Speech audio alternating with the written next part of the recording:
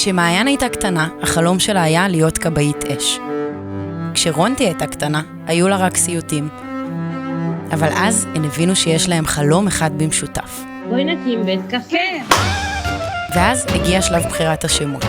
קפה אטה, קריית אטה, לואיזה, תרצה, כיף קפה, גלריה בוטנית, סטפליה ושי 360.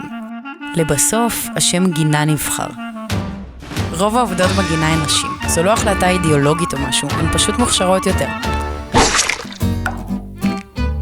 במטבח יש סלטים, תבשילים, מוזלי עם פירות.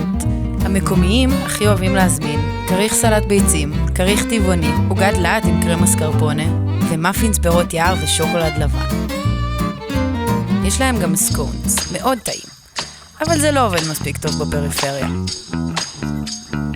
מעיין בכלל שותה קפה נמס, כי כולנו יודעות שהסנדברים הכי טובים הם אלו שהולכים יחפים. אני יחף עכשיו.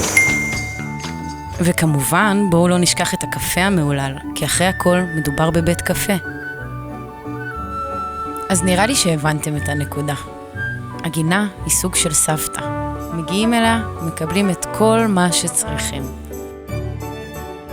הרבה דברים קורים פה במקביל, אבל גם כלום לא קורה באותו הזמן. נו, מי יצפה? אז יש לנו קפה. כששואלים אותנו איפה הגינה, אנחנו עונות, הנה, קפה, גינה.